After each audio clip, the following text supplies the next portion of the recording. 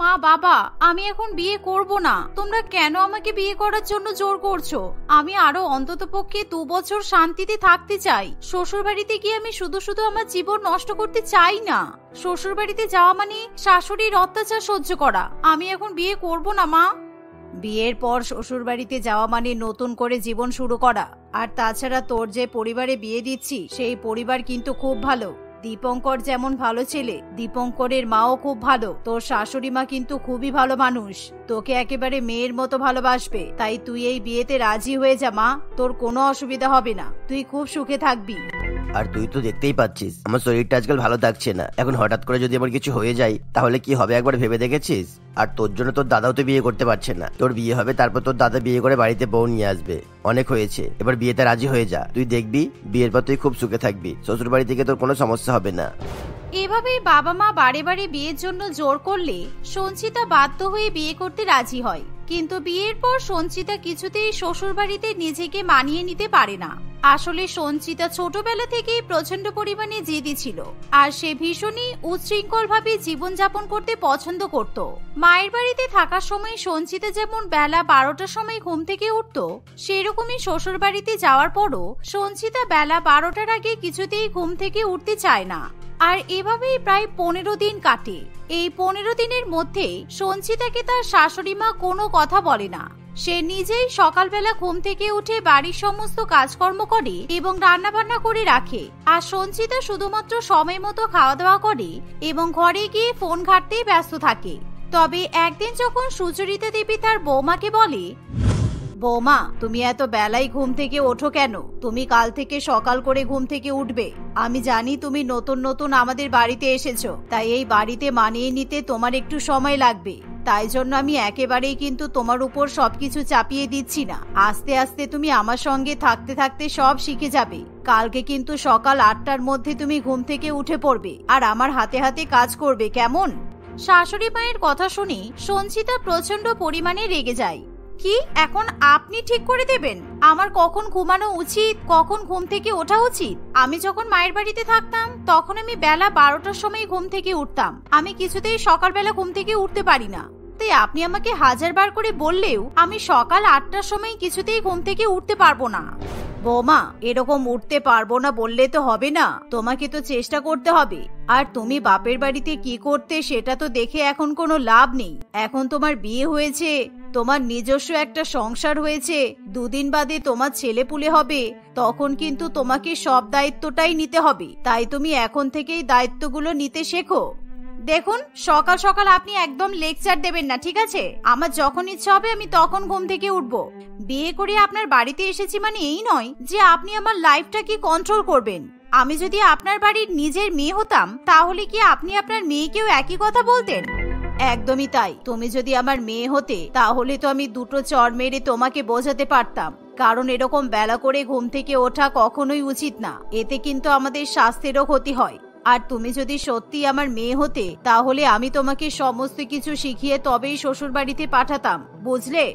শাশুড়ি মায়ের মুখে এমন কথা শুনে সঞ্চিতার প্রচন্ড পরিমাণে রাগ হয়। তাই সঞ্চিতা রাগ করে নিজের ঘরে গিয়ে দরজা বন্ধ করে দেয়। কিছুক্ষণ পর তার শাশুড়ি মা বাড়ি বাড়ি দরজা ধাক্কা দিলেও সঞ্চিতা কিছুতেই দরজা খুলতে চায় না।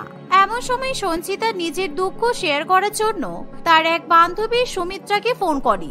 আর একটানা 8-10 বার ফোন করার পর সুমিত্রা শেষ পর্যন্ত ফোন ধরে বলে, কিরে, এতবার করে ফোন করলি কেন? কি হয়েছে? আসলে আমি ঘুমাচ্ছিলাম, আমার ফোন সাইলেন্ট ছিল তো, তাই তোর ফোনটা ধরতে পারিনি। বল, বিয়ের পর তোর দিন কেমন কাটছে? কদিন ধরেই ভাবছিলাম তোকে ফোন করব, কিন্তু ফোন করা হয়নি। সুমিত্রার কথা শুনে সঞ্চিতা খুবই অবাক হয়ে বলে, কিরে, তুই এত বেলা পর্যন্ত ঘুমাচ্ছিস? তোর শাশুড়ি মা তোকে কিছু বলে না? তোর বিয়ে হয়েছে অনেক দিনই তো হয়ে গেল, আমি ফোন করলাম বলে তোর ঘুম ভাঙলো বুঝি? আজকে মনে হচ্ছে আমার মতো তোর কপালেও দুঃখ আছে। দুঃখ? কিসের দুঃখ আবার? আমার জীবনে কোনো দুঃখ নেই। আর আমার বাড়িতে শাশুড়ি মা থাকবে, তারপর তো আমাকে কথা শোনাবে। যেদিন থেকে আমি আমার শাশুড়ি মাকে বাড়ি থেকে বিদায় করে দিয়েছি সেদিন থেকে আমার জীবনের সব দুঃখ শেষ। আমি যেরকম ইচ্ছে নিজের মতো করে থাকতে পারি, কেউ কিছু বলার নেই। শাশুড়ি মাকে বাড়ি থেকে বিদায় করে দিয়েছিস মানে? তুই কিভাবে শাশুড়ি মাকে বাড়ি থেকে বিদায় করলি?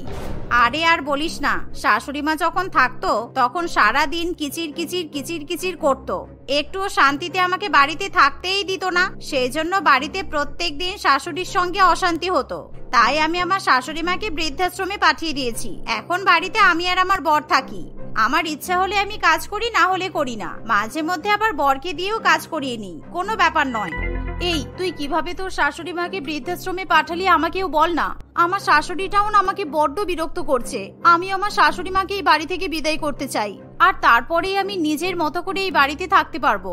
বল না, তুই কি এমন করেছিলিস যে তোর শাশুড়ি মা বাড়ি ছেড়ে বৃদ্ধাশ্রমে চলে গেল? আরে কিছুই না, প্রত্যেকদিন আমার বর যখন অফিস থেকে বাড়িতে আসতো তখন মিথ্যা নাটক করে বরের সামনে কান্নাকাটি করতাম, আর আমার শাশুড়ি মায়ের নামে মিথ্যা গল্প শোনাতাম। এরকম ভাবে অনেকদিন চলার পর একদিন আমি বললাম, হয় এই বাড়িতে আমার শাশুড়ি মা থাকবে, তা না হলে আমি থাকবো। আমার বর যেহেতু আমাকে বেশি ভালোবাসে, তাই আমার বর নিজের মাকে বৃদ্ধাশ্রমে রেখে এসেছে। আসলে আমার বর কিন্তু আমার কথাই ওঠে বসে, এটাই আমার প্লাস পয়েন্ট। সৌমিত্রের মুখে এরকম কথা শুনে সঞ্চিতার প্রচন্ড পরিমাণে ভালো লাগে, আর সঞ্চিতাও মনে মনে ভেবে নেয় সে যে করেই হোক তার শাশুড়ি মাকে বাড়ি থেকে বিদায় করেই ছাড়বে। তাই সেদিন থেকে সঞ্চিতা তার শাশুড়ি মায়ের সঙ্গে সবসময় কারণে অকারণে ঝগড়া করতে শুরু করে। আর যখনই দীপঙ্কর বাড়িতে আসে তখনই সঞ্চিতা নাটক করতে শুরু করে দেয়। সে প্রত্যেক দিন দীপঙ্করকে তার মায়ের নামে উল্টোপাল্টা কথা বলতে থাকে, আর এরকম ভাবে বেশ কিছুদিন কাটে।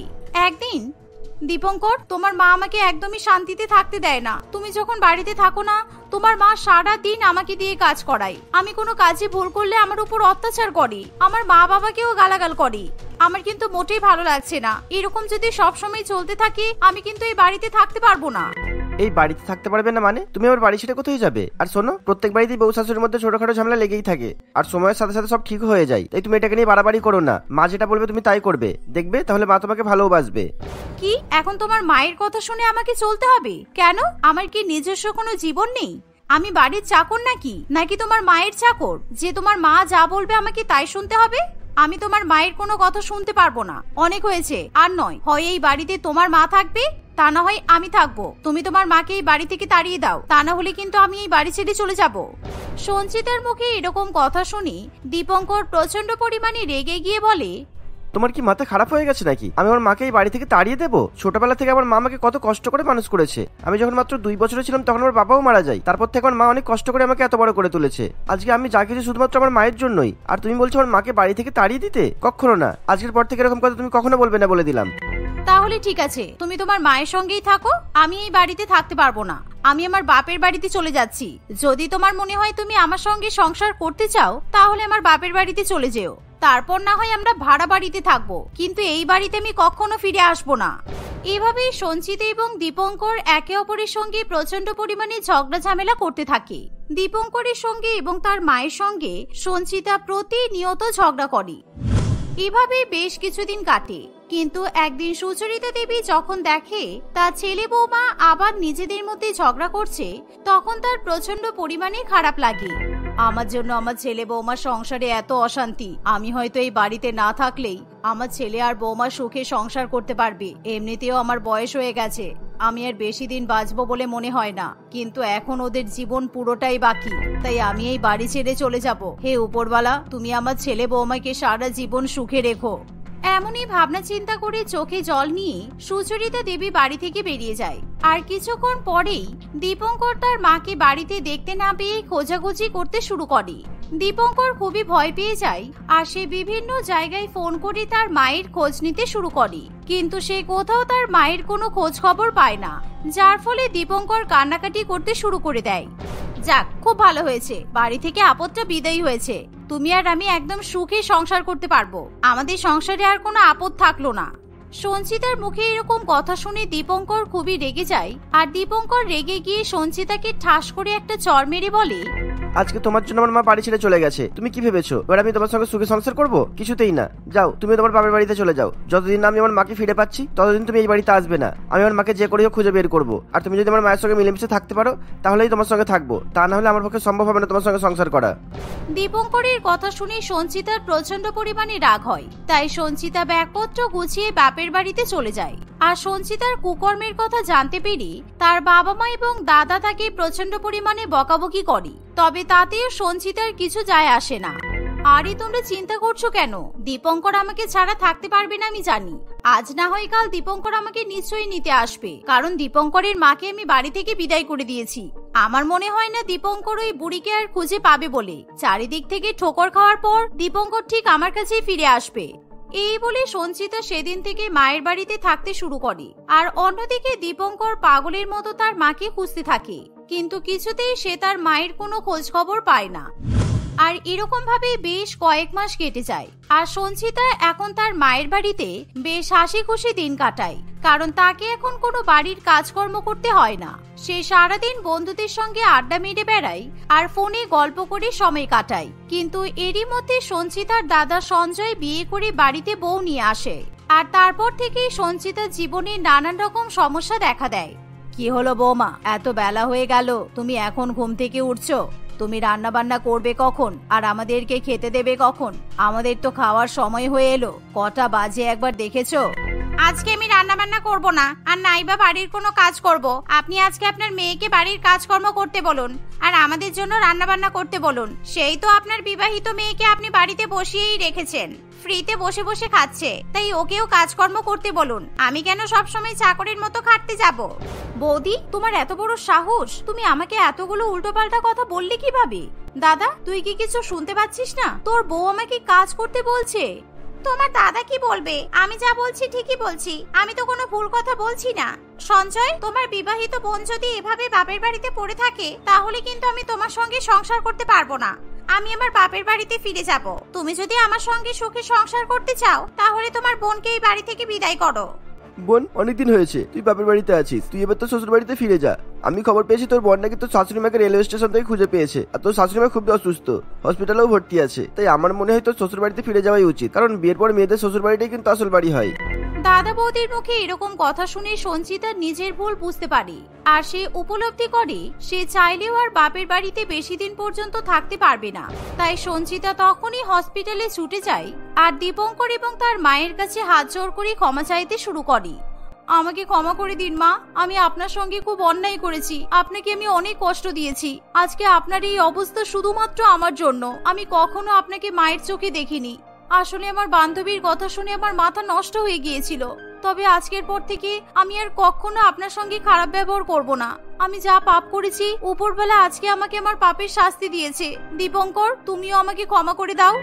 সঞ্চিতার কথা শুনে দীপঙ্কর এবং তার মা তাকে ক্ষমা করে দেয়। আর কিছুদিনের মধ্যেই সুচরিতা দেবী সুস্থ হয়ে বাড়িতে ফিরে যায়। সঞ্চিতা এবার তার শাশুড়ি মায়ের সঙ্গে খুবই ভালো মতো ব্যবহার করে, যার ফলে সঞ্চিতাও তার শাশুড়ি মায়ের কাছ থেকে মায়ের মতো ভালোবাসা পায়।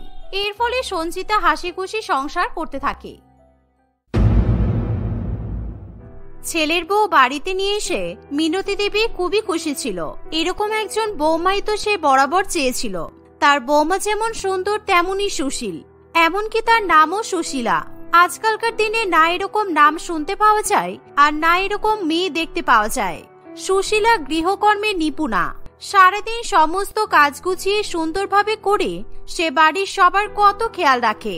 এমন একজন মেয়ের হাতে সংসারের দায়ভার তুলে দিয়ে মিনতি দেবী সুখে শান্তিতে দিন কাটায়। তবে বেশ কয়েকদিন ধরে মিনতি দেবী বেশ সমস্যায় পড়েছে, কারণ তার বৌমা তাকে কিছুতেই রান্নাঘরে ঢুকতে দেয় না। আমি জানি বৌমা, তুমি রান্না করতে ভালোবাসো, তুমি সুন্দরভাবে বাড়ির সবার খেয়ালও রাখো, কিন্তু আমাকেও তো মাঝে মাঝে রান্নাঘরে যেতে দাও। আমার তো নিজের জন্য কিছু করার থাকে, তাই না? আপনি যখন বাড়ির পুরো দায়িত্ব আমার হাতে দিয়ে দিয়েছেন, তখন আবার রান্নাঘরটা নিজের কাছে চাইছেন কেন? আপনি আমার গুরুজন, আমার উপস্থিতিতে আপনাকে কাজ করতে দেওয়া মানে কত বড় পাপ সেটা আপনি জানেন? তুমি তো আমাকে জোর করে কাজ করাচ্ছ না, আমি তো নিজেই করতে চাইছি। এসব কথা এখন বাদ দাও, আমাকে রান্নাঘরে ঢুকতে দাও। সুশীলা তার শাশুড়ি মাকে আটকানোর জন্য তার পায়ের কাছে বসে পড়ে। না মা, আমাকে দিয়ে এই পাপ আপনি করাবেন না। আমি কিছুতেই আপনাকে রান্নাঘরে ঢুকতে দিতে পারবো না। আমার এতদিনের শিক্ষা সংস্কৃতি সব জলে চলে যাবে। দয়া করুন মা, দয়া করুন। আচ্ছা, ফ্যাসাদে পড়ে গেলাম তো। এই রান্নাঘরটা তো আমি কত স্বাদ করে বানিয়েছিলাম। সেই বিয়ের পর থেকে এখানে আমার আধিপত্য, আর নতুন বৌমা এসে আমাকে নাকি সেখান থেকেই বের করে দিল। আপনি যদি এক্ষুনি ঘরে না যান তাহলে আমি দেয়ালে মাথা ঠুকে ঠুকে নিজের প্রাণ দিয়ে দেব, কিন্তু আমি বেঁচে থাকতে আপনাকে ঘরের কোনো কাজ করতে দেব না। থাক বাবা, আমি যাচ্ছি, তুমি থাকো তোমার রান্নাঘরে। এই বলে মিনতি দেবী সেখান থেকে চলে যায়। দেখতে দেখতে বেশ কয়েকদিন কাটে। যত দিন যায় ততই যেন সুশীলাকে নিয়ে তাদের পাড়ায় চর্চা বাড়তেই থাকে।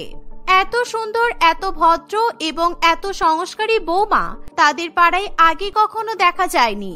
সুশীলা তো সবসময় শাড়ি পরে থাকে আর মাথায় ঘোমটাও দিয়ে রাখে। গুরুজনেদের সামনে দেখলে আগে পা ছুঁয়ে প্রণাম করে। প্রায় দিনই তাদের বাড়িতে সুশীলার সঙ্গে দেখা করতে কেউ না কেউ আসতেই থাকে। সত্যি তুমি যে কিভাবে এত ভালো একটা বৌমা খুঁজে আনলে আমি এখনো তো ভেবে পাই না। কতবার তোমাকে বললাম আমার ছেলের জন্য তোমার বৌমার মতো একটা বৌমা খুঁজে দাও, তুমি চেষ্টাই তো করছো না। এরকম মেয়ে কি এত সহজে পাওয়া যায়? সুশীলার মতো মেয়ে লাখে একটা হয়। সেই 1 লক্ষ মেয়ে খুঁজে আমি নিজের ছেলের জন্য একটা সুশীলা এনেছি। তোমার ছেলের জন্য আমাকে তো আরো খুঁজতে হবে। তাহলে তাই খোঁজো, কিন্তু আমি আমার সংসারে এমনই একটা বৌমা চাই যে সবকিছু সুন্দরভাবে সামলে রাখতে পারবে।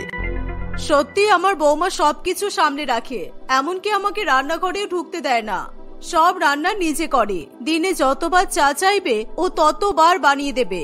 কিন্তু ওকে সাহায্য করতে কেউ রান্নাঘরে যেতে চাইলে সেটা কিন্তু ও কিছুতেই মেনে নিতে পারে না। ও কাউকে রান্নাঘরে ঢুকতে দেয় না।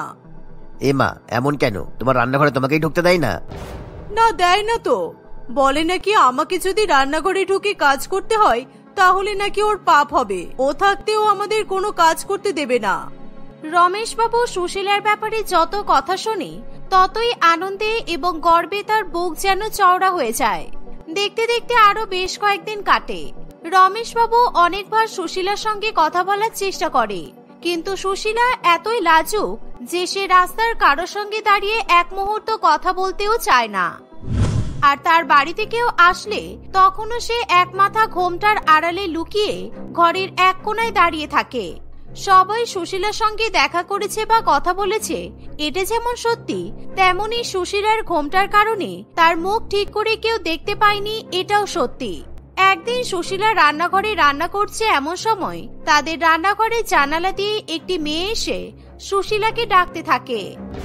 এই শু শু, চল, আর কতক্ষণ রান্নাঘরে থাকবি? খেলা তো শুরু হয়ে যাবে। তুই জানিস না তুই না গেলে আমাদের টিম কিরকম গোহারান হারবে? তুই আবার এখানে আমাকে ডাকতে চলে এসেছিস? বলেছি না এরকম হঠাৎ হঠাৎ করে আমার বাড়িতে আসবি না। তুই ফোন করতে পারিস না?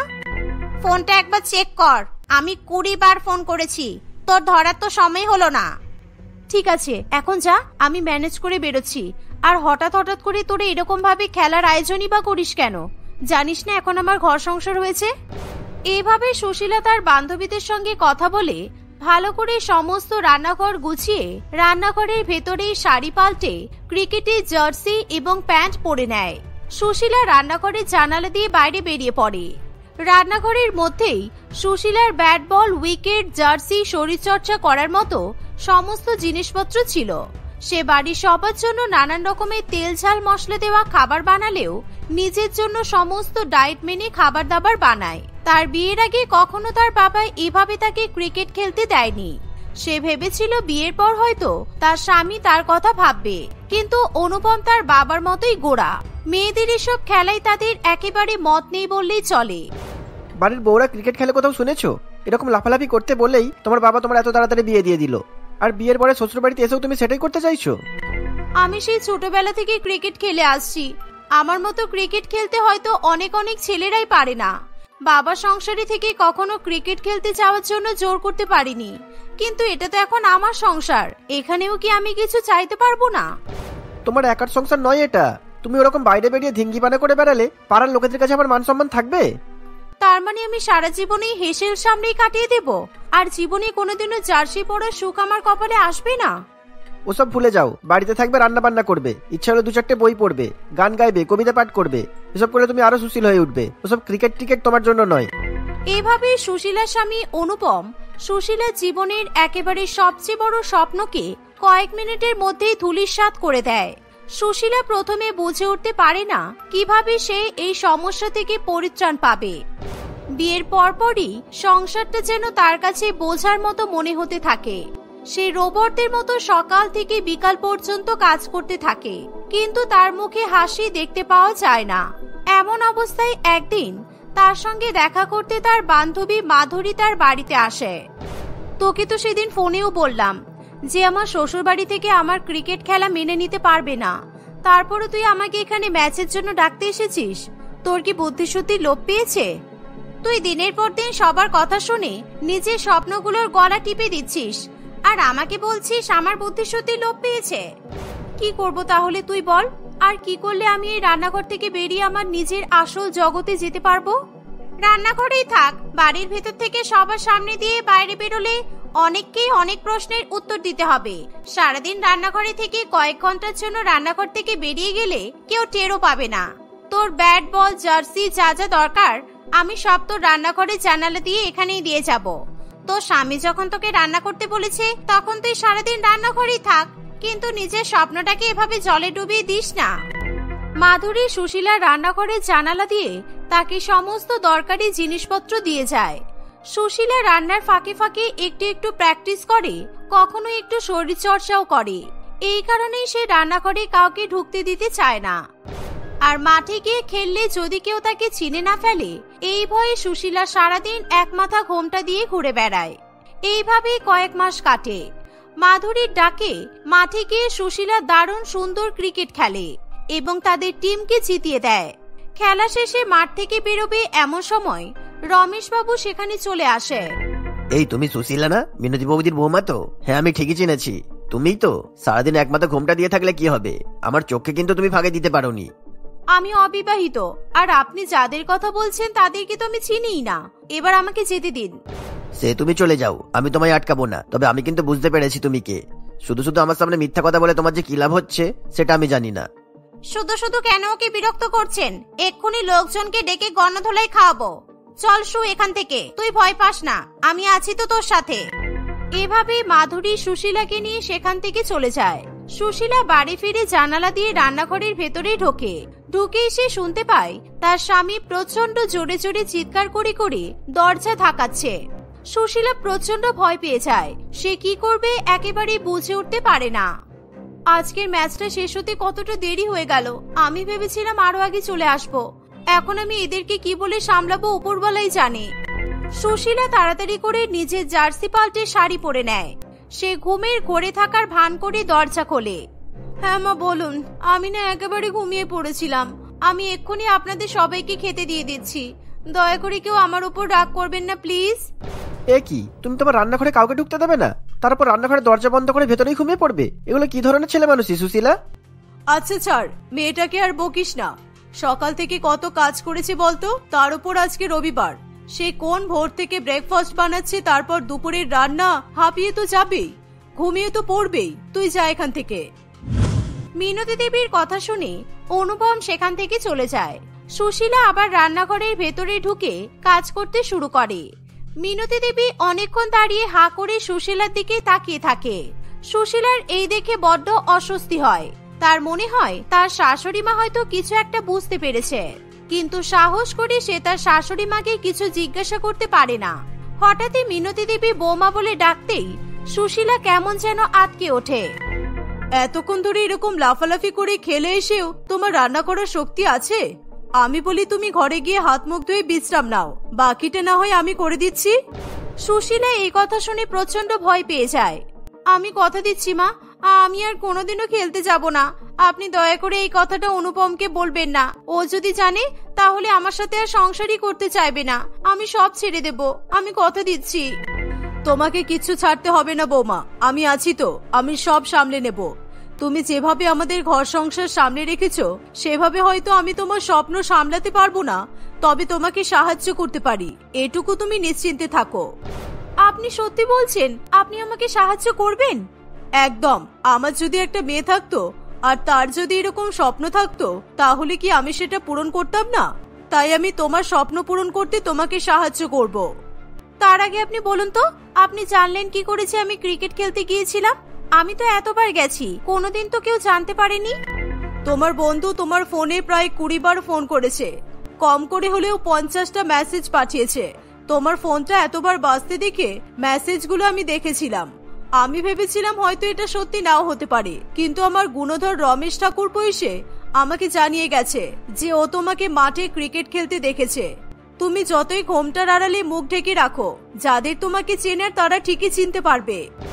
অনুপম জানতে পারলে আমাকে ক্রিকেট খেলতে দেবে না, সারা জীবন আমাকে এই রান্নাঘরেই বন্দি করে রাখবে। আপনি রমেশ কাকুকে বলবেন যেন অনুপমকে কিচ্ছু না জানায়। এখন তোমাকে এত কিছু ভাবতে হবে না, তুমি গিয়ে বিশ্রাম করো, পরে যেটা করা সব আমি করে নেব। শাশুড়ি মায়ের কথা শুনে সুশীলা খুবই প্রাণোচ্ছল একটা হাসি নিয়ে নিজের ঘরে বিশ্রাম করতে চলে যায়।